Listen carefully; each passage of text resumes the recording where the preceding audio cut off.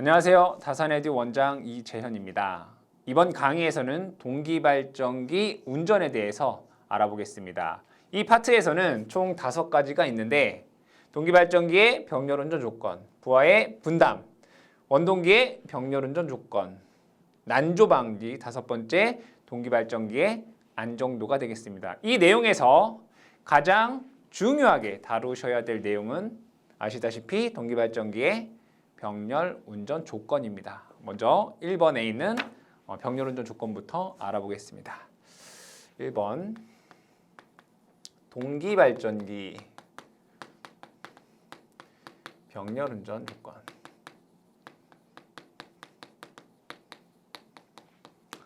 병렬 운전이라고 하는 것은 부하의 다수의 발전기를 병렬로 연결하여 부하 분담을 나누는 것이 병렬 운전입니다. 그러면 이러한 병렬 운전을 하기 위한 이 발전기가 갖추어야 될 조건들이 있겠다. 그것들이 무엇이 있는지를 알아보면 첫 번째는 유기기전력의 크기가 같아야 됩니다. 크기가 같을 것. 먼저 적어놓고 얘기를 하겠습니다. 두 번째는 유기기전력의 위상이 같을 것. 위상이 같을 것. 세 번째는 유기기전력의 주파수가 같을 것. 주파수가 같을 것. 네 번째는 유기기전력의 파형이 같을 것. 파형이 같을 것. 요 4가지가 여러분들이 가장 중요한 내용이 될 것이고요.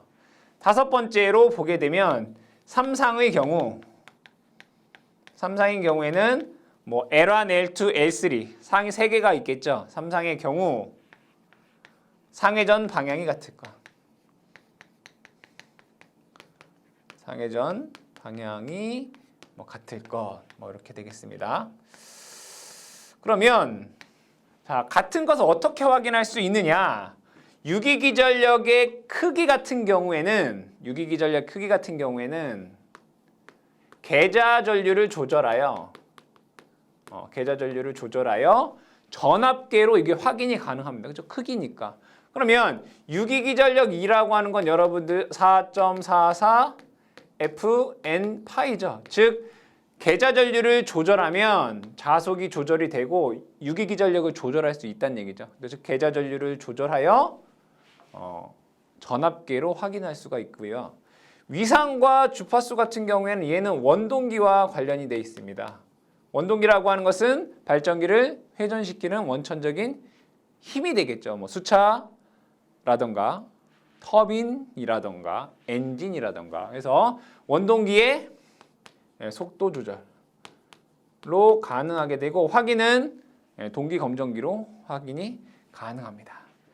파형의 경우에는 발전기를 제조할 당시에 어떤 문제이므로 이것을 우리가 동기발전기를 운전하면서 어떤 조치할 수 있는 부분은 아닙니다. 얘는 제조 과정에서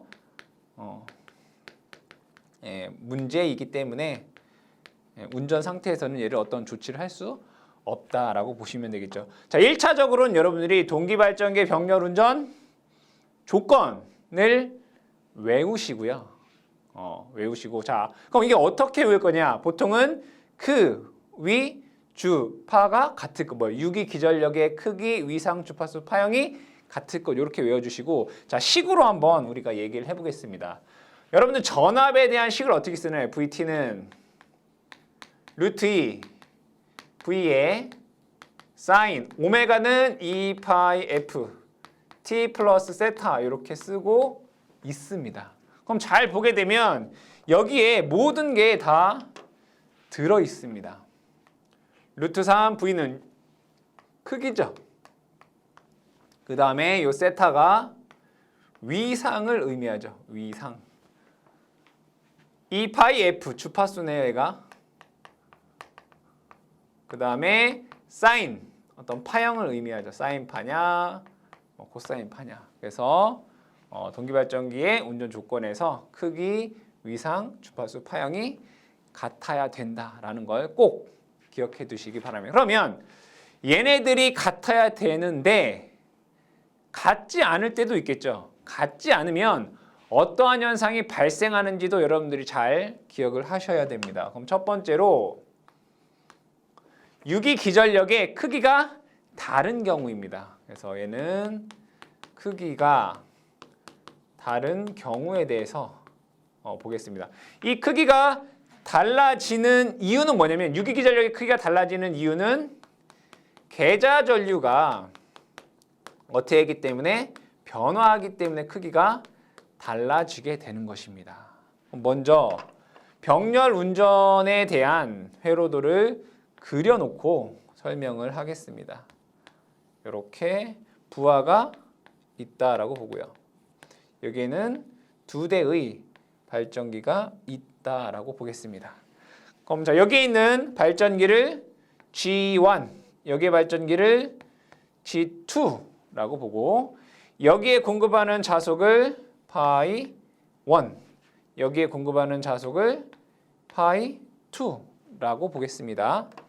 여기에 생산되는 유기기전력을 E1, 여기에 생산되는 유기기전력을 E2라고 보고 얘기를 해보자. 자, 먼저 크기가 달라지는 경우는 계좌전류가 변화했을 때라고 얘기를 했습니다. 그럼 순서적으로 적어보게 되면 먼저 IF1을 증가시켜 보겠습니다. 즉 여기에 공급하는 자속 파이1을 증가한다는 얘기가 되겠죠. 파이1이 증가가 됩니다. 파이1이 증가가 되고 그럼 유기기전력의 식 2는 4.44Fn 파이에 의해서 자속이 증가하면 유기기전력이 증가를 하게 됩니다. E1이 증가를 합니다. E1이라고 하는 값이 증가를 하게 됩니다. 그러면 결국에는 요점의 전이와 요점의 전이가 달라지게 되겠죠. E2는 그대로 있을 거고 E1의 전이가 올라갔다는 얘기입니다. 그러면 원래는 평상시에는 요점의 전이차가 없어야 되는데 전압이 올라갔으니까 여기에는 전이차가 발생을 하게 됩니다. 이 전이차를 제가 편의상 EC라고 보도록 할게요. 그래서 EC가 발생합니다. EC는 E1 마이너스 E2가 됩니다. 이렇게 되겠죠. 그러면 전류는 높은 전위에서 낮은 전위로 흐르게 됩니다. 높은 전위에서 낮은 전위로 흐르게 됩니다. 얘를 IC, 순환전류라고 볼게요. 여기에는 동기 리액턴스 XS가 있고 여기도 동기 리액턴스 SS가 있겠죠. 그러면 여기에 순환전류 IC라고 하는 것은 요 전압, 리액턴스는 얘가 두 개가 뭐예요? 직렬 연결되어 있네요. 그렇죠? 그래서 무효 순환전류는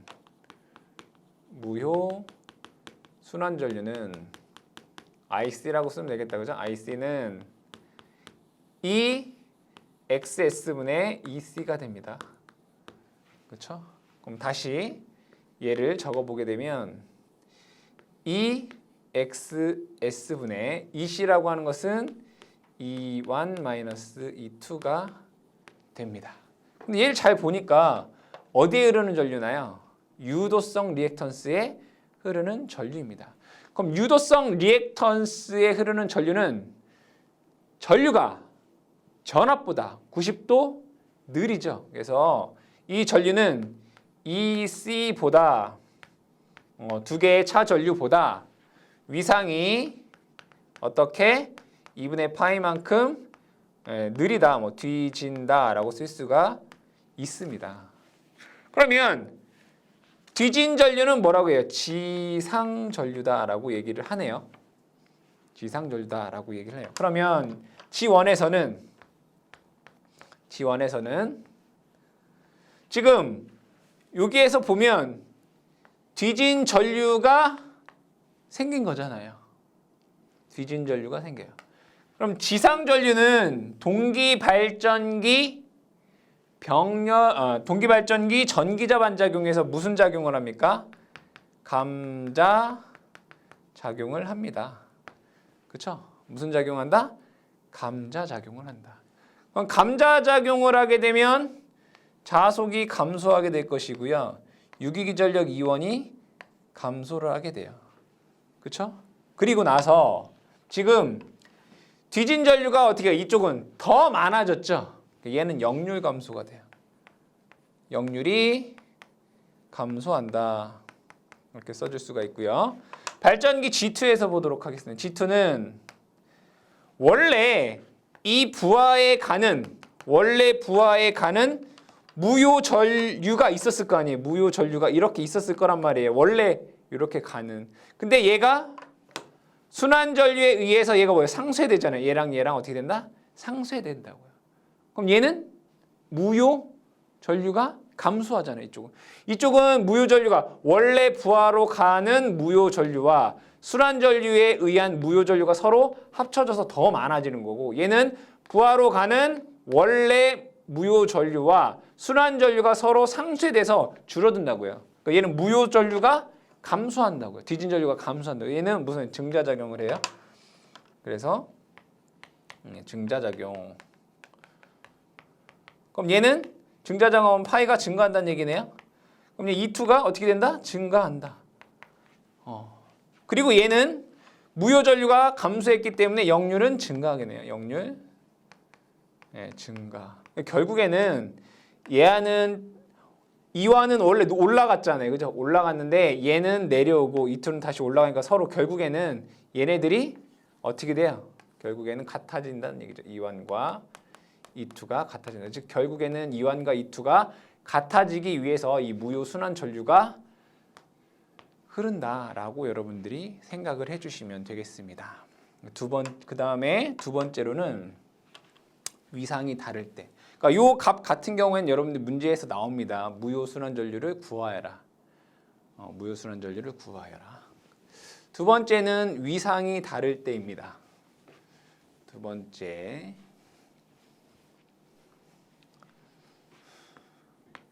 위상이 다를 때. 그럼 언제 위상이 달라지느냐? 원동기 속도가 변화할 때. 원동기의 속도가 변화할 때 생기더라. 원동기 속도가. 그럼 이것도 한번 회로를 그려서 보겠습니다. 발전기 지환이 여기에 이렇게 있고요. 그 다음에 부하가 이렇게 있다라고 보고, 여기에도 발전기가 G2 두 개가 운전 중이다 라고 보겠습니다. 여기를 XS, 여기도 똑같이 XS, 그 다음에 여기에서 공급하는 자속이 파이1, 여기도 공급하는 자속 파이2. 그럼 여기에서 이 자속을 회전하겠죠. 얘는 N1의 속도로 회전할 거고, 얘는 N2의 속도로 회전을 할 겁니다. 발전기 G1에서는 E1이라고 하는 전압이 6기가 될 거고, G2에서는 E2라고 하는 전압이 6기가 될 것입니다. 그럼 동기기라고 하는 것은 동기 속도로 회전을 합니다. 즉 N1이든 N2이든 얘가 어쨌든 동기 속도로 회전을 할 거예요. 극수가 같다면. 그런데 이 상태에서 N1의 속도를 증가시켜 보도록 하겠습니다. N1을 어떻게 한다? 증가한다. N1의 속도를 변화시켜 준다 이런 얘기예요. 그럼 얘를 벡터도로 한번 그려보겠습니다. 여기를 얘는 E2라고 하는 전압 벡터이고 얘는 E1이라고 하는 전압 벡터다라고 볼게요. 그럼 크기를 봤을 때 E1이나 E2나 얘는 2로 같다라고 볼게. 크기만, 위상 얘기하지 말고 크기는 어떻다고요? 같다. 이런 가정하에. 그럼 여기에서 N1이라고 하는 애의 속도를 어떻게 해요? 변화시켰다는 얘기예요. 올려줬다는 얘기. 그럼 얘가 위상이 어떻게 되겠어요? 바뀐다 이거예요. 어떻게? 이렇게 바뀌더라 이거 이렇게. 얘가 E1 다시가 된 거예요. 그럼 얘는 요만큼의 델타라고 하는 위상각이 생긴 거예요. 이렇게. 원래는 이런 E1, E2가 크기가 같고 반대가 되죠. 얘랑 크기가 같으니까. 이러한 벡터였는데 N1의 속도를 올리는 순간 얘가 이렇게 벡터가 변화했다. 위상이 바뀌어 버렸다 이거예요. 자, 그러면 여기에서 볼게요. 그럼 여기의 전이와 여기의 전이가 어때요? 또 달라지겠죠? 매 순간순간. 여기를 EC라고 보겠습니다. 그럼 EC라고 하는 것은 사실은 얘의 전이나 얘의 전이가 같았다는 건 똑같은 벡터 여기에서 얘가 이만큼 차가 나는 거죠. 이렇게. 그럼 얘네들 두 개를 더하면 사실은 요만큼이 이제 EC가 되는 거예요. EC가 됩니다. 요 두 개의 전이차가 어떻게 된다고요? EC가 된다고요. 그럼 여기는 또 마찬가지로 이렇게 순환전류가 흐르게 되겠네요. 맞나요? 그럼 여기에서 제가 순환전류를 적어볼게요. 순환전류. IC는 EXS분의 여기 두 개잖아요. 하나, 두 개. 전압은 EC. 이렇게 되겠네요. 그렇죠? 근데 그럼 요 길이를 한번 구해보도록 하겠습니다. 요 길이를 구해보면 얘랑 똑같은 거죠. 요거 똑같이 EC예요. 이렇게.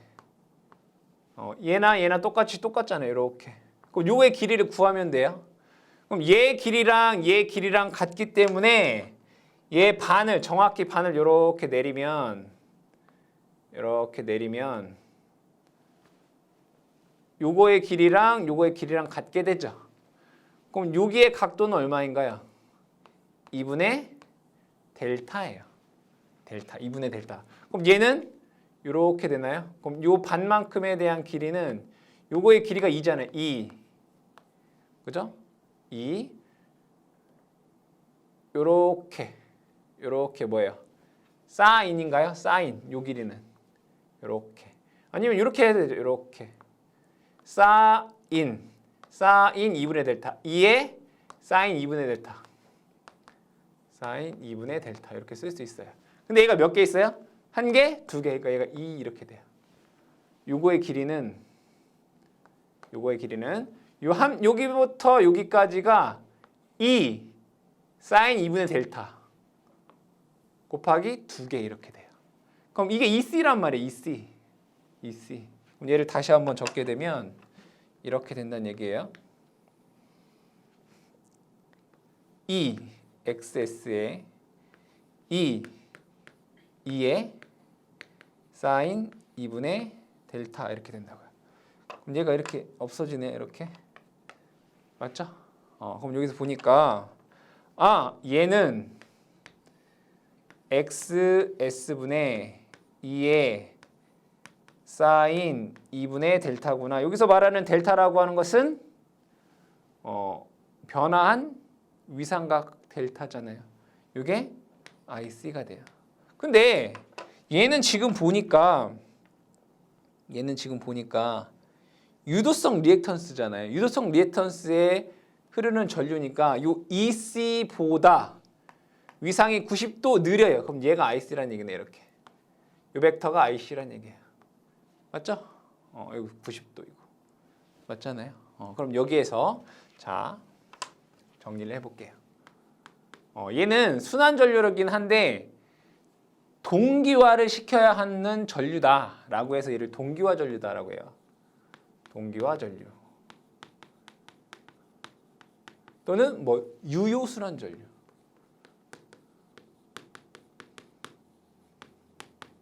이렇게 얘기한단 말이에요. 결국에 IC가 얼마라고요? X S분의 2에 여기가 2가 됐든 2완, 뭐 2투 크기는 똑같으니까 사인 2분의 델타 암페어가 돼요. 이렇게 되겠죠? 자, 그럼 여기에서 유효 전력을 볼게요. 유효 전력.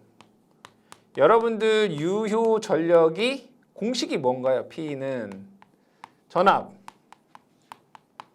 곱하기 전류 곱하기 코사인 세타 이거잖아요. 그럼 발전기 지원에서의 유효 전력을 볼까요? 지원에서. 그럼 전압은 2완. 그쵸? 2. 맞죠? 2 요거 2. 전류는 요거 IC잖아요. IC. 전류 IC가 이거잖아요. 2분의 XS분의 2의 사인 2분의 델타. 맞아요? 보면 제 구분해서 보면 얘는 전압, 얘는 전류 곱하기 코사인. 여기서 말하는 세타는 뭐예요? 전압과 전류의 위상차예요. 요 이완이라고 하는 전압과 요 전류의 위상차잖아요. 그만큼 얼마만큼? 요만큼이네. 그죠? 2분의 델타. 코사인 2분의 델타. 이렇게 되네요. 그럼 얘를 다시 한번 적어 보겠습니다. XS 2의 제곱. 여기 보면 사인 2분의 델타, 코사인 2분의 델타예요. 그럼 여러분 삼각함수 공식 중에 사인 세타, 코사인 세타를 곱하게 되면 얘는 2분의 1 사인 2세타예요. 그럼 얘는 2분의 1 사인 델타가 된다는 얘기네. 맞아요? 그럼 얘 다시 쓰게 되면 이렇게 된다는 얘기예요. 2 XS에 2의 제곱에 맞아요? 사인 델타 와트 이렇게 된다는 얘기예요. 그렇죠? G1에서는 이만큼의 전력이 된다 이거예요. 그럼 G2에서 한번 볼게요. G2. G2는 전압은 2, 전류는 이거잖아요. XS 2의 사인 2분의 델타. 맞아요? 그러면 E2 얘와 얘의 위상차는 뭐예요? 180도에서 요 2분의 델타를 뺀 거잖아요. 다시 180도에서 2분의 델타를 뺀 거라고요. 그래서 코사인 180도 마이너스 2분의 델타 이렇게 쓸 수 있단 말이에요. 뭐 180도를 뭐라고 써요? 파이라고도 쓰죠. 이렇게. 근데 삼각함수 공식 중에 이런 거 있어요. 코사인 파이 마이너스 세타는 마이너스 코사인 세타예요. 이렇게. 이렇게 쓸 수 있다고요. 그럼 여기서 그럼 얘는 요거 대신에 여기 마이너스 넣고 얘를 코사인 2분의 델타 이렇게 써도 된다는 얘기가네요. 그럼 위식이랑 똑같죠? 2 XS 2 사인 2분의 델타 코사인 2분의 델타 코사인 2분의 똑같네. 근데 뭐만 틀린 거예요? 이것만 틀린 거예요. 그럼 얘를 그렇구나. 그럼 얘는 G2에서는 이렇게 되는구나. 마이너스 2 XS에 2 제곱에 사인 델타 와트이구나. 그쵸? 그럼 그 차이는 뭐예요? 얘는 플러스이고 얘는 마이너스인 거잖아요. 그 얘기는 G1은 지금 G1의 속도가 바뀌어서 위상이 바뀌었잖아요. 얘는 이만큼의 전력을 외부에 공급한다는 얘기고요. 얘는 이만큼의 전력을 받는다고요. 수령한다고요. 받는다고요. 그럼 얘는 똑같은 전력을 여기에다 어떻게 해요? 이렇게 준다고요. 뭐가 생긴다? 수수 전력이 생긴다고요. 수 전력이 생긴다. 이해되시죠? 근데 잘 보면 왜 수수 전력이 왜 생기는 걸까? 그러면 얘 지환의 입장에서 보면 전력을 외부에 준다라고 하는 거는 이만큼 부하가 증가했다는 얘기죠. 부하가 더 증가한 거잖아요. 그 얘기는 얘는 회전수가 어떻게 된다는 감소한다는 얘기예요. 그렇겠죠? 부하가 더 증가한 꼴이 되니까 얘는 회전수가 감소. 그럼 얘는 전력을 받았어요. 발전기가 전력을 받았다라고 하는 건 뭐예요? 전동기를 운전을 하는 거죠. 그럼 전동기를 운전하면 뭐죠? 속도가 증가할 거 아니에요. 얘는 N2가 증가해요. 언제까지? 얘랑 얘가 같게 될 때까지. 그게 뭐예요? 얘랑 이 델타 값이 언제까지? 0이 될 때까지. 이해가 되시죠? 그래서 얘는 이만큼의 뭐가 발생한다? 수수 전력이 발생한다. 그래서 이거를 정리해 보면 요 수수 전력이 발생하더라. 수수 전력. P가 PS 이렇게 얘기를 해요. 수수 전력이 발생하는데 그 값이 2XS에 2의 제곱 또는 2완의 제곱, 2투 제곱 다 괜찮습니다. 사인 델타 와트만큼 발생, 주고받는 전력이 발생한다. 그럼 얘가 이 전력이 왜 발생한다고? 서로 속도가 같아지기 위해서. 그 얘기 뭐예요? 동기화가 되기 위해서 이런 거죠. 동기화가 되기 위해서. 이 수수 전력은 뭐 하기 위해서? 동기화가 되기 위해. 그래서 얘를 뭐예요? 동기화 전류다라고 하는 거예요. 주고받는 전력이다, 수수 전력. 그럼 여기에서 또 이런 게 나와요. 동기화력. 동기화력. 동기화력의 정의에 대해서부터 얘기를 해볼게요. 동기화력이 뭐냐면 동기화력은 1 라디안 변화량분의 전력의 변화량이에요. 이거 동기화력이에요. 즉 뭐냐면 간단하게 얘기하면 여기에서 이 델타 값이 즉 E1과 E2 간의 위상차가 1라디안 발생했을 때 수수 전력이 얼마이냐 이렇게 생각하시면 돼요. 그거의 동기화력이라고 해요. 그만큼 수수 전력이 발생한다는 얘기죠. 그 동기화력은 다시 동기화를 시키는 데 필요한 어떤 수수 전력 이렇게 생각하셔야 돼요. 동기화력이라고 하는 것은 1라디안 변화량에 대한 전력의 변화량이다. 그럼 얘의 말을 식으로 쓰면 D 델타에 대한 D PS 이거죠. 수수 전력이 PS잖아요. 그죠? D 델타에 대한 D PS예요. 얘를 뭐 하라는 얘기예요? 델타에 대해서 미분하라 이거잖아요. 그러면 사인 델타를 미분하면 뭐예요? 코사인 델타네. E XS의 E 제곱의 코사인 델타. 자, 단위는 뭐겠어요? 1라디안 변화량에 대한 전력의 변화량이니까 전력은 W고 델타의 변화량은 단위가 라디안이잖아요. 라디안 퍼 와트가 되는 거죠. 이게 동기화력에 대한 식이 되는 거예요. 그러니까 여러분들 식을 외우려고 하지 마시고 어떻게 해라? 이해하라. 그렇죠? 그럼 저절로 여러분들이 암기가 됩니다. 그러면 이 동기화력에 대해서 얘기가 나왔으니까 조금만 더, 하나만 더 유도를 한번 해볼게요. 여러분들이 기억하고 계신지 모르겠지만 이거 볼게요. 여러분들 동기발전기 출력이 있었어요.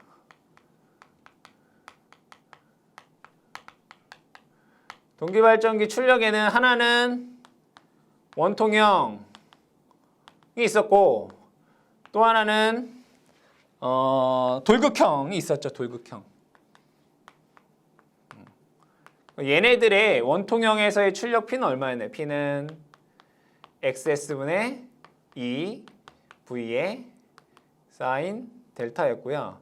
돌극형에서 P는 XD분의 E V 사인 델타 플러스 E XT XQ분의 V제곱 XT 마이너스 XQ 사인 E 델타 이거였어요. 그렇죠? 기억이 나실지 모르겠지만 그러면 여기에서 얘는 델타는 뭐죠? 유기 기전력과 단자 전압과의 위상차 델타잖아요. 그렇죠? 위상차 델타란 말이에요. 그럼 얘에서도 동기화력이 있겠죠. 그럼 원통형에서의 D 델타 DP는 얘를 미분하면 되잖아요. 델타에 대해서 XS분의 E V의 코사인 델타라는 값이 나와요. 원통형에서는. 그러면 돌극형에서는 얼마가 나올까요? 미분해볼까요? D 델타분의 DP는 이거 델타에 대해서 미분하면 XD분의 E V 코사인 델타 플러스 자 얘를 미분하면 2가 앞으로 이렇게 나와서 없어져요. 그래서 얘는 XT XQ분의 V제곱 XT 마이너스 XQ의 코사인 E 델타 이렇게 나와요. 그러면 얘랑 얘랑 공통점이 뭐냐면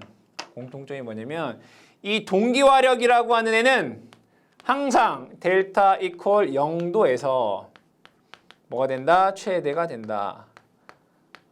동기화력은 언제라고요? 델타 값이 0도일 때 최대가 된다라는 걸 여러분들이 기억을 해두셔라. 어쨌든 위상이 다를 때에는 동기화 전류, 유효순환 전류가 흐르는데 그 값이 XS분의 2의 사인 2 델타 암페어가 되고 주고받는 전력이 생긴다. 2XS분의 2의 제곱 사인 델타 와트만큼의 주고받는 전력이 발생을 하게 되고 동기화력은 수수 전력을 뭐 하면 된다?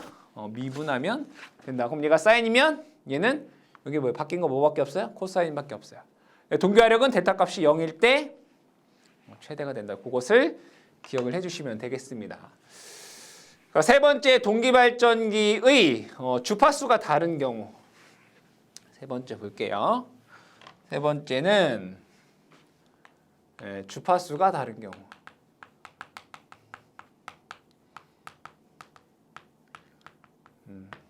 주파수가 다를 땐 결과부터 얘기하면 얘는 난조가 발생할 수 있어요. 볼게요. 주파수가 다르다라고 하는 것은 위상과 크기가 계속 어떻다는 얘기예요. 달라진다는 얘기예요. 즉 얘가 주파수가 다르게 되면 유기 기전력의 크기와 주파수가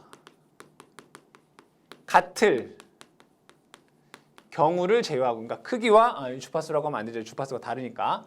기전력의 크기와 위상이 같은 경우를 제외하고, 그러니까 크기와 위상이 같을 때를 제외하고는 항상 뭐가 발생하겠어요? 같아지려고 노력을 할 거 아니에요. 크기가 위상이. 동기화 전류라든가 수수전력, 동기화력 이 계속 발생한단 말이에요. 동기화 전류라든가 수수전력이라든가 동기화력이 계속 어떻게 한다고요? 발생한다. 즉 뭐예요? 전력의 동요가 발생한다. 이게 계속 발생한다고요. 바뀐다고요. 그 얘기는 뭐냐면 회전수가 계속 바뀌어야 된다는 얘기잖아요. 회전수가 동기속도 ns에서 변화한다고요. ns에서 진동한다. 이렇게 쓰는 게 맞겠죠? 진동한다. 그걸 뭐라고 하냐면 얘를 우리는 이걸 바로 난조라고 하는 거예요. 난조. 동기속도 주변에서 회전수가 계속 진동하는 현상을 난조라고 해요. 그럼 난조에서 더 심해져서 우리가 어떤 안정이 안 되는 상태를 동기 이탈 또는 탈조다라고 얘기를 해요. 그래서 난조라고 하는 건 좋은 건가요? 나쁜 거예요? 나쁜 거예요. 그래서 이 난조를 방지하기 위해서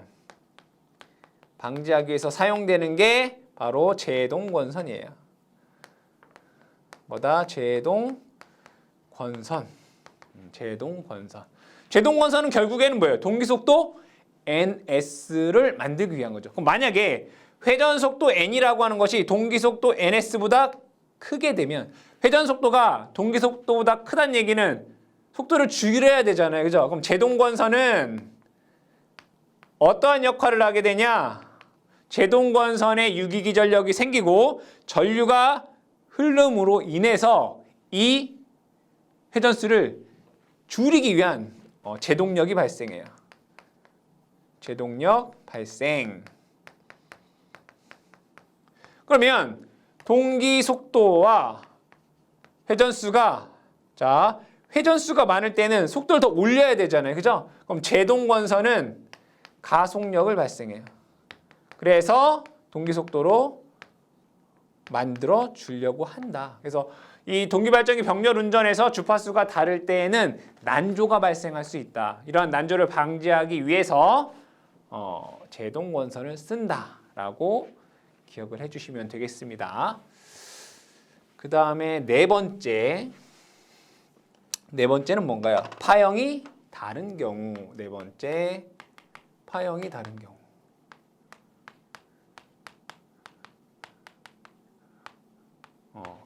파형이 다를 때에는 고주파가 포함이 되어 있다는 얘기잖아요.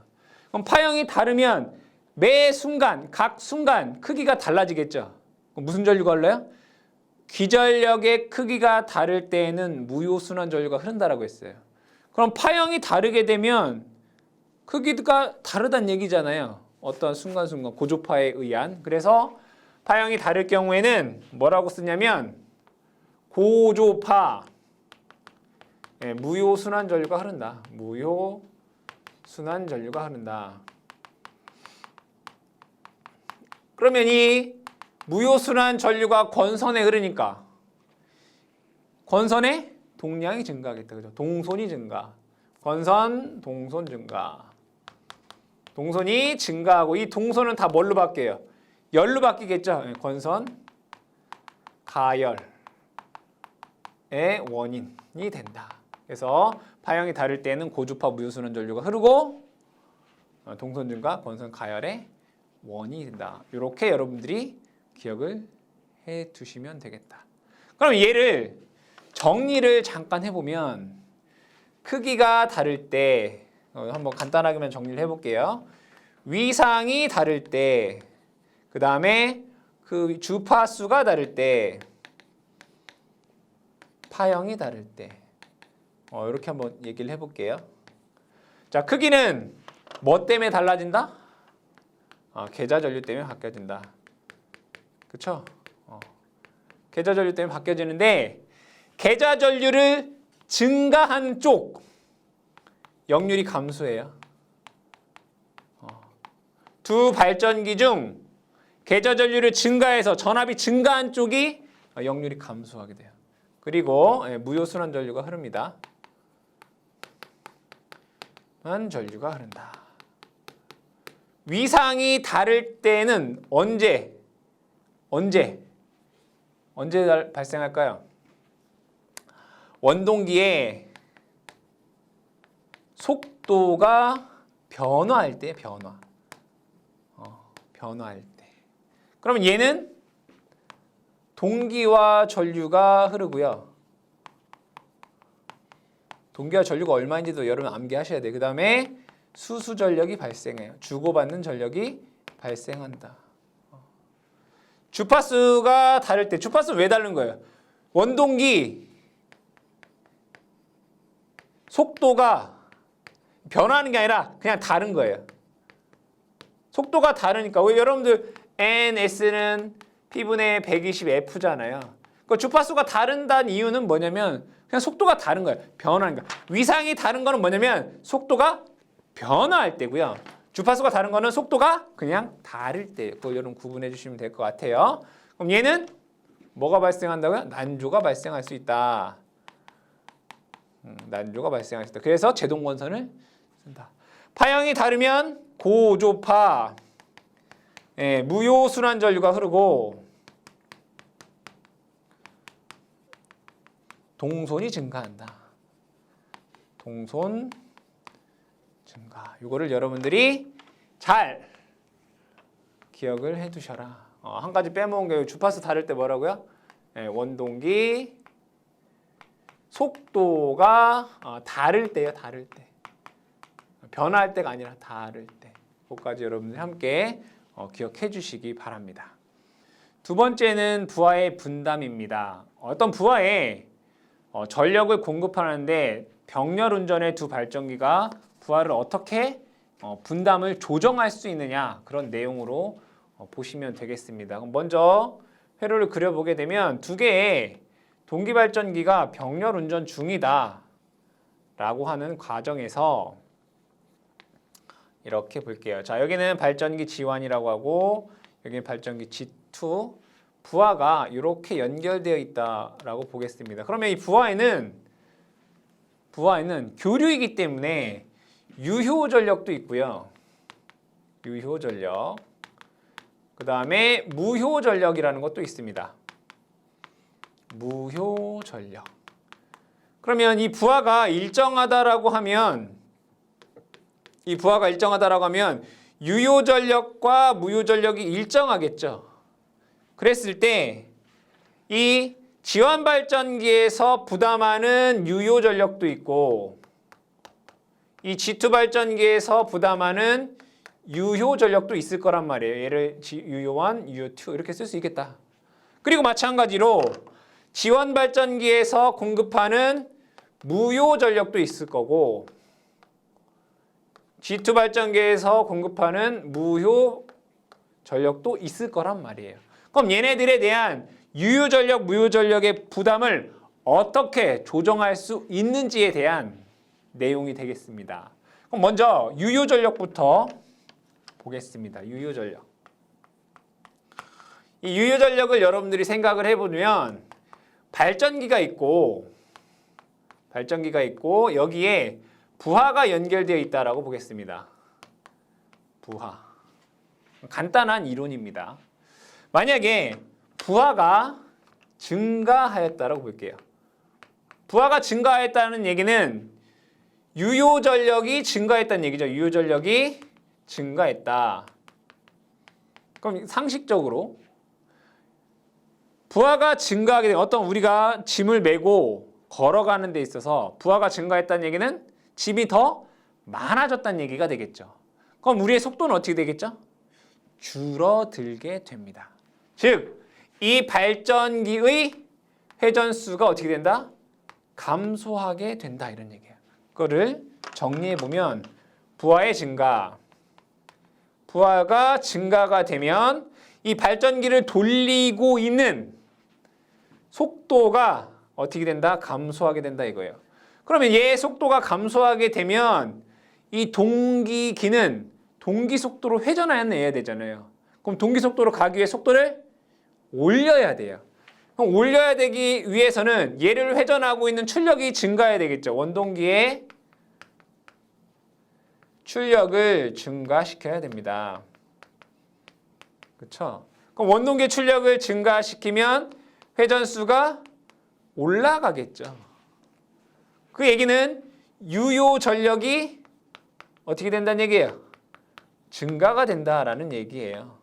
부하의 유효 전력을 더 공급한다 이런 얘기가 되겠죠. 아, 그러면 여기에서 우리가 알 수 있는 것은 이 원동기의 회전 속도를 증가하면 유효 전력이 증가하는구나. 이해되시죠? 아, 그러면 여기에서 이 부하의 유효 전력은 일정할 때 얘네 두 개가 지금 유효 전력을 공급을 하고 있는데 만약에 지원 발전기의 부담하는 유효 전력을 증가시키고 싶다라고 하면 이 지원 발전기의 원동기 출력, 즉 회전 속도를 증가하면 되는구나. 이해되시죠? 그래서 유효 전력 같은 경우에는 이 원동기의 속도를 제어한다. 또는 주파수를 제어해서 뭐 할 수 있다? 유효 전력의 부담을 올릴 수가 있다. 그렇죠? 회전수를 증가하면, 주파수를 증가하면 유효 전력이 증가된다. 이렇게 보시면 되겠습니다. 두 번째는 무효 전력을 한번 보겠습니다. 무효 전력. 두 번째는 무효 전력. 자, 이 무효 전력은 동기 발전기 병렬 운전 조건 중에서 전압의 크기가 다를 때 이미 했던 얘기예요. 보겠습니다. 여기에서는 무엇을 조정하면 되느냐? 바로 계자 전류를 조정하면 됩니다. 무효 전력은. 자, 여기에서 IF1, 그러니까 1번 발전기의 전류를 증가시켜 보겠습니다. 계자 전류를 어떻게 한다? 증가시킨다. 증가시키면 자속 파이1이 증가하게 되고요. E1이 증가하게 돼요. 그러면 여기에서 E1에서 E2로 무슨 전류가 흘러요? 무효 순환 전류가 흘러요. 그러면 이때 발전기 G1 측은 무효 전류가 어떻게 됩니까? 증가가 되죠. 무효 전류가 어떻게 된다고요? 증가가 돼요. G2 측은 무효 전류가 어떻게 됐어요? 감소했잖아요. 무효 전류가 감소됐다. 그러면 여러분 무효 전력이라고 하는 건 뭐예요? 전압 곱하기 전류잖아요. 전압 곱하기 즉 G1과 G2의 단자 전압은 동일해요. 근데 G1은 무효 전류가 증가하고 G2는 무효 전류가 감소했어요. 그럼 결국에는 얘는 무효 전력이 증가하고 얘는 무효 전력이 감소한단 말이에요. 그렇죠? 따라서 얘는 역률이 감소한다고 했고 얘는 역률이 증가한다라고 했잖아요. 무효 전력이 감소하기 때문에. 즉 무효 전력의 제어는 뭘로 할 수 있다? 바로 계좌 전류로 조정할 수 있다. 이번에 부하의 분담에서 여러분들이 아셔야 될 것은 유효 전력의 조정은 원동기의 속도 또는 주파수 제어로 유효 전력 제어가 가능하고 무효 전력의 경우에는 계좌 전류를 통해서 무효 전력을 제어할 수 있다라는 것이 중요한 내용이 되겠습니다. 자, 세 번째로는 원동기의 병렬 운전 조건입니다. 병렬 운전 조건. 이게 한 세 가지 정도가 됩니다. 원동기의 병렬 운전 조건. 원동기는 뭐예요? 동기 발전기를 회전시켜주는 애가 원동기인 거죠.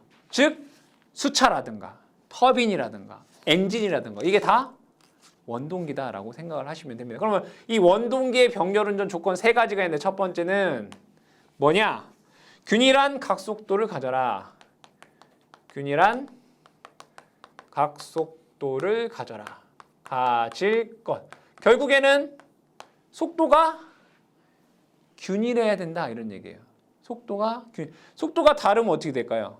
크기도 달라지고 위상도 달라지겠죠. 그래서 균일한 속도를 갖지 않으면 크기와 위상이 달라지게 돼요. 그래서 균일한 각속도를 가져야 된다. 근데 대부분의 수차 발전기나 터빈 발전기는 일정해요. 일정. 근데 엔진 발전기, 내연기관 발전기는 좀 이게 각속도가 일정하지 않기 때문에 얘는 플라이 휠을 사용해서 관성을 높여서 안정하게끔 즉 균일한 각속도를 갖게끔 조정을 하고 있습니다. 두 번째는 자, 원동기의 병렬 운전 조건. 두 번째는 적당한 속도 변동률을 가지고 적당한 속도 변동률일 것. 를 가질 것. 속도가 변동률이 크다라고 하는 것은 사실은 별로 좋은 건 아니에요. 자, 다 좋은 게 아니라는 게 아니라 부하 변동에 대한 속도 변동률은 어떻게 해요? 작을수록 좋아요. 부하가 변하는 거에 대해서 속도가 막 변하게 되면 동기 속도를 이탈한다는 얘기잖아요. 그러니까 부하 변동에 대한 속도 변동률이 작은 건 좋아요. 하지만 여기 볼게요. 부하의 분담에서 보시게 되면 유효 전력을 조정을 하려면 속도와 주파수 제어를 해야 된단 말이에요. 그렇죠? 그래서 여기서 말하는 적당한 속도 변동률을 가져야 된다라고 하는 것은 뭐냐면 부하 분담을 위해 이 부하 분담을 위해서 적당한 속도 변동률을 가져라. 그러니까 속도를 변화시켜야지 우리가 유효 전력을 변동시킬 수 있으니까 부하 분담을 위해 적당한 속도 변동률을 가져야 된다. 그렇게 봐주시면 되겠습니다. 마지막 세 번째로는 조속기가 뭘까요? 속도를 조정하는 장치. 이 조속기는 조속기의 경우에는 적당한 불감도를 가질 거야. 적당한 불감도를 가질 거야. 불감도를 가질 것. 여기에서 불감도라고 하는 것은 우리 감도라는 얘기는 들었는데 불감도는 잘 못 들어봤죠. 그죠? 불감도는 뭐냐면 예민하지 않은 정도예요. 어떤 계측기가 예민하지 않은 정도. 그러니까 결국엔 뭐냐면 조속기가 덜 예민하라 이런 얘기예요. 조속기라고 하는 건 속도 조정하는 애라고 했어요. 이 조속기가 너무 예민하게 버리면 부하가 약간만 변동하더라도 얘가 속도를 어떻게 해요? 계속 바꾸려고 한단 말이에요. 그럼 계속 바꾸면 어떻게 되죠? 동기 속도 주변에서 계속 속도가 진동하게 된다는 얘기예요. 결국에는 난조로 간다는 얘기죠. 그래서 조속기가 너무 예민해도 좋지 않다. 즉 조속기는 좀 덜 예민하라라고 여러분들이 기억을 해주시면 되겠습니다. 그 다음 네 번째로는 난조 방지입니다. 그럼 난조가 뭔지를 알아야 되죠. 난조는 우리가 동기발전기 병렬운전에서 주파수가 다를 때 난조에 대해서 얘기를 했습니다. 난조는 부하 급변 시 속도가 동기 속도 주변에서 진동하는 현상입니다. 진동하는 현상 이렇게 보시면 됩니다. 그럼 그 얘기는 뭐냐? 이거를 그래프로 한번 그려보겠습니다. 얘는 시간 t가 되고요. 얘는 회전 속도 n이라고 보겠습니다. 당연히 동기기니까 동기 속도 ns로 이렇게 꾸준하게 가야 된다는 얘기예요. 속도가 일정해야 된다고요. 근데 난조라고 하는 것은 이 동기 속도에서 잘 볼게요. 쭉 이렇게 가다가 만약에 부하가 급변시라고 했죠. 그럼 부하가 급격하게 증가를 했다라고 볼게요. 급격하게 증가하게 되면 속도가 어떻게 돼요? 부하가 증가하면 속도는 떨어진다고. 떨어지겠죠, 이렇게. 떨어지겠죠. 그럼 속도가 떨어지면 이 조속기라는 애가 어떻게 하겠어요? ns로 맞출 거 아니에요. 그럼 얘 속도가 이렇게 올라갔다 내려갔다 올라갔다 내려갔다 하다가 다시 ns로 이렇게 가겠죠.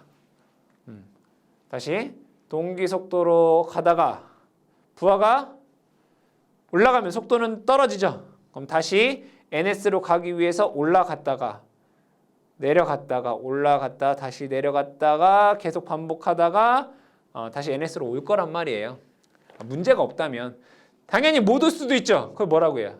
동기 이탈, 동기 탈조라고 하는데 어쨌든 왔다 이거예요. 그럼 얘를 동기 속도 주변에서 이렇게 진동하는 이러한 현상을 우리는 난조다라고 얘기를 한다 이런 얘기예요. 그러면 이 난조가 왜 발생하느냐? 원인이 있을 거란 얘기예요. 그래서 첫 번째 원인 보겠습니다. 원인. 난조가 발생하는 원인에 대해서 보겠습니다. 첫 번째는 부하가 급변하는 경우. 부하가 급변하는 경우.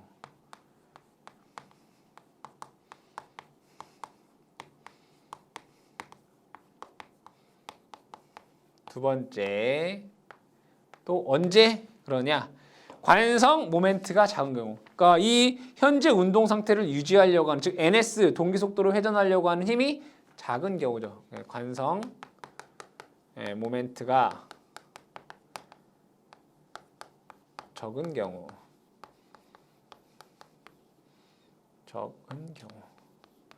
세 번째, 조속기가 너무 예민한 경우.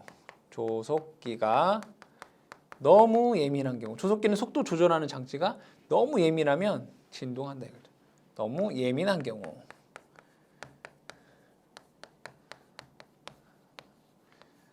네 번째, 계좌에 고조파가 유입된 경우.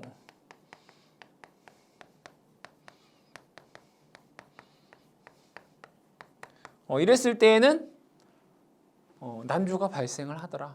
얘는 꼭 동기 발전기만 얘기하는 게 동기 발전기, 뭐 동기 전동기, 즉 동기기에서 얘기를 하는 겁니다. 그러면 이러한 난조가 발생한 것을 방지하면 게 있겠죠. 부하가 급변할 경우에는 제동권선 설치, 제동권선 설치. 사실은 이게 가장 효과적인 거죠.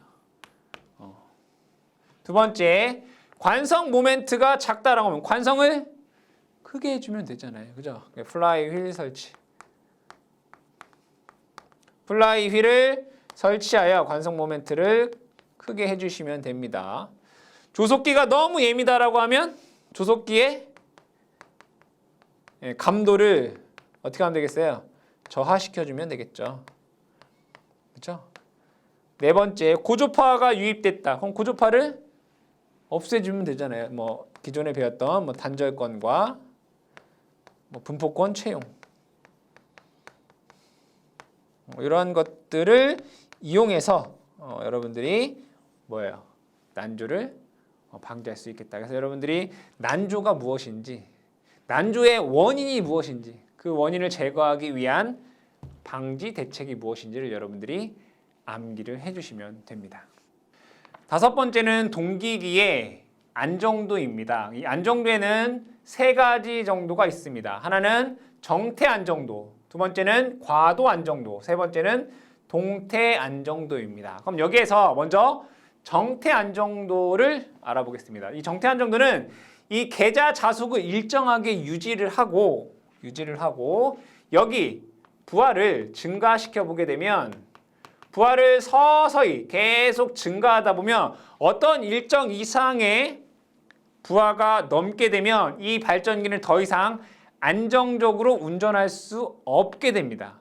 그 최대의 전류를 우리는 뭐라고 하냐면 정태 안정 극한 전력이다라고 얘기를 합니다. 그럼 얘는 정태 안정도라고 하는 것을 간단하게 얘기해 보면 부하가 미소하게 변화할 때 안정적으로 운전할 수 있는 정도를 나타내는 것이 정태 안정도입니다. 다시 부하가 미소하게 변화하고 있을 때 안정적으로 운전할 수 있는 정도를 정태 안정도다라고 얘기를 하고 그 최대 전력을 정태 안정 극한 전력이다라고 얘기를 합니다. 두 번째, 과도 안정도를 보겠습니다. 과도 안정도라고 하는 것은 말을 들어보아도 과도 어떤 변화한다라는 얘기죠. 즉 부하가 급변하게 되면 이 발전기가 탈조할 수 있습니다. 즉 과도 안정도는 부하가 급변할 때 발전기가 탈조하지 않고 새로운 평형 상태로 돌아와 안정적으로 전력을 공급할 수 있는 정도를 의미하게 됩니다. 그게 과도 안정도입니다. 부하 급변식. 이해가 되죠? 정태 안정도는 부하가 미소하게 변할 때, 안정적일 때, 과도 안정도는 어떠한 사고가 발생했을 때, 부하가 급변했을 때 발전기가 탈주하지 않고 다시 평형 상태로 돌아와서 안정적인 운전을 할 수 있는 정도를 나타낸다. 그렇게 봐주시면 될 것 같고, 동태 안정도라고 하는 것은 뭐냐면 동태 안정도는 이 동기 발전기를 송전선로에 연결해 놓고 나서 여기 보면 얘는 뭐예요? 계좌의 전원인 거죠. 이 계좌의 전원을 AVR을 사용합니다. AVR은 자동 전압 조정기라고 하죠. 우리가 자동 전압 조정기. 이 계좌 전류를 자동 전압 조정기를 이용해서 제어해서 이 동기 발전기의 단자 전압을 정전압으로 안정적으로 공급할 수 있는 정도를 동태 안정도다라고 얘기를 합니다. 이때 정태 안정도에서는 가장 중점 주는 건 뭐냐면 안정적인 상태에서 최대로 공급할 수 있는 전력이 얼마이냐, 즉 정태 안정 극한 전력에 중점을 두고 있고요. 동태 안정도라고 하는 것은 얼마나 정전압을 공급해 주느냐 이런 거죠. 앞선 역률에서 우리가 앞선 역률은 단자 전압이 증가를 하게 되잖아요. 그죠? 앞선 역률에서 이 AVR을 조정하여 정전압을 공급할 수 있는 안정도에 훨씬 더 중점을 두고 있다라고 생각을 해주시면 되겠습니다.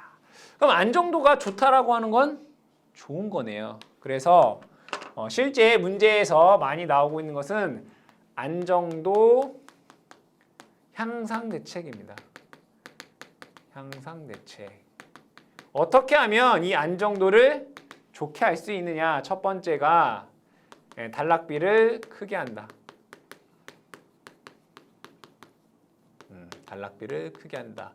우리가 퍼센트 임피던스를 얘기할 때 단락비가 크다라고 하는 의미에 대해서 우리가 공부한 적이 있습니다. 그럼 단락비가 크다라고 하는 거 뭐가 있는지 간단하게 보게 되면 첫 번째 퍼센트 임피던스가 작을 것, 동기 임피던스가 작을 것, 전압 변동률이 작을 것, 전압 강화가 작을 것, 전기자 반작용이 작을 것, 주자속이 클 것, 계좌철심이 클 것, 공극이 클 것, 기기가 크고 무겁고 비쌀 것. 다 뭐에 대한 얘기예요? 철기계에 대한 얘기예요. 철기계. 즉 여러분들 안정도 향상 대책 중에 단락비가 크다라는 의미는 다 뭐란 얘기예요? 안정도가 향상되는 방법 중에 하나이기 때문에 여러분들이 단락비가 크다라는 의미도 잘 기억을 해주시기 바랍니다. 두 번째, 관성 모멘트가 클 것. 관성이 뭐죠? 현재 운동 상태를 유지하려고 하는 힘. 그러니까 관성이 커야 된다 이런 얘기예요. 그 플라이 휠 효과. 플라이 휠을 설치한다. 이렇게 봐주시면 되겠고요. 세 번째가 뭐냐? 자동전압 조정기의 소금도를 크게 한다. 자동전압 조정기의 소금도 향상. 이거에 대해서 한번 얘기를 해보도록 할게요. 이거를 다른 얘기로 하면 소극여자 방식이에요. 소극여자 방식 채용. 이 소극여자 방식이라는 건 뭐냐면 예를 들어 이 발전기에서 단락 사고가 발생했다라고 보겠습니다. 이렇게 단락이 되게 되면 요 양단의 전압은 뭐가 되나요? 0이 되죠. 이게 0이 된다는 얘기는 여기에 있는 유기 기전력이 떨어진다는 얘기예요. 결국에 여기가 0이 되는데 방법이 없지. 얘가 떨어져요. 그럼 이러면 안 되잖아요. 그래서 계좌 전류를 제어하는 AVR에 전압을 높여 계좌 전류를 증가하고 자속을 증가시켜서 유기기 전력을 어떻게 해요? 증가시킵니다. 그래서 이 단자 전압을 정전압으로 만든다 이런 얘기죠. 즉 단락 사고가 일어나면 자동전압 조정기 AVI의 전압을 높이고 계좌 전류를 증가하여 자속을 증가시켜 안정적인 정전압으로 만드는 그게 뭐예요? 소극여자 방식이다 이거예요. 자동전압 조정기의 소극도를 향상시킨다. 이것도 단락 안정도를 향상시키는 방식이 되겠습니다. 네 번째는 계전기를 쓴다는 얘기네요. 동기 탈조 계전기를 사용한다. 계전기 사용. 뭐 탈조가 발생하면 계전기가 동작해서 어떤 조치를 하겠다는 얘기죠. 안정도가 좋아지겠네요. 다섯 번째, 조속기의 신속한 동작. 조속기의 신속한 동작. 조속기는 속도를 조정하는 장치가 되겠습니다. 여섯 번째는 이건 암기를 해주세요. 뭐 자세하게 설명하면 오래 걸리기 때문에 정상 임피던스는 작게 하고 영상 임피던스와 역상 임피던스는 크게 하게 되면 안정도 향상된다. 이거는 여러분들이 암기를 하죠. 이거는 문제 내기 아주 좋잖아요. 그죠? 정상 임피던스는 작게 하고 영상과 역상 임피던스는 크게 해야 된다. 그래서 문제에서는 안정도 향상 대책이 아닌 것은 이런 식으로 문제가 잘 출제가 되기 때문에 여기 있는 6가지 꼭 암기해 주시기 바랍니다.